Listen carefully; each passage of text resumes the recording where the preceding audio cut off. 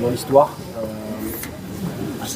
Le LOSC n'arrive pas souvent en huitième de finale de Ligue des Champions, surtout avec cette formule où voilà, les 10 premières passes étaient vraiment destinées, je pense, au départ, aux meilleures équipes. Je pense que du coup, dans cette phase, on a montré qu'on était une des meilleures. Donc, non, c'est franchement, avec tous les absents, les blessures, le fait qu'on soit aussi compétitif sur tous les tableaux, il faut le souligner, c'est remarquable.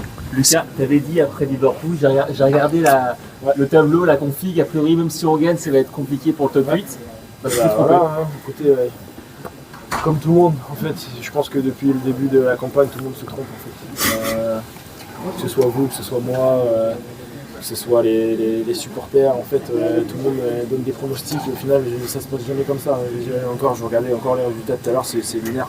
Il y a des Milan qui perdent à Zagreb, des Liverpool qui vont perdre à Eindhoven. Mais ça prouve que la formule est, franchement, je pense que tout le monde se régale un peu. On était un peu sceptique au début. Et oui, on est content de nous tromper. Mais si on revient au mois d'août, début septembre, vous y croyez? Vous pensiez que vous alliez arriver dans le top 7 européen? Franchement, à la base, quand il y a eu le tirage, on se dit pas top 8. On se dit on va essayer d'aller chercher les barrages, quoi, parce que c'est jusque 24. Bon, voilà, on savait qu'avec 2-3 victoires, on pouvait coller le truc. Mais en fait, l'ambition est montée au fur et à mesure. Et en fait, on se surprend aussi soi-même parce qu'on voit qu'on a un regain d'énergie à chaque fois, qu'il y a un supplément. Et c'est ça, et c'est vraiment une sensation très très agréable de sentir que même à un moment donné où ça peut paraître un peu compliqué, et en fait on s'en sort.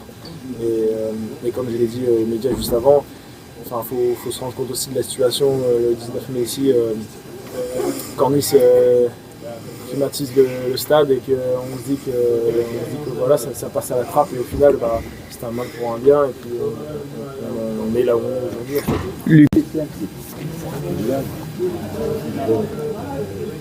Moi là j'ai la voix cassée, j'ai tellement crié à la fenêtre, non on est content, c'est que avant la réponse qui était posée, le fait qu'on nous dit 3 heures, c'est qu'on est content. La soirée parfaite, il y a le score, il y a la fête, il y a le fait que vous êtes qualifié directement pour le week-end, je pense que c'est une soirée incroyable, encore une fois historique dans l'histoire du club. Ouais, si on parle à ce niveau-là, ouais, non.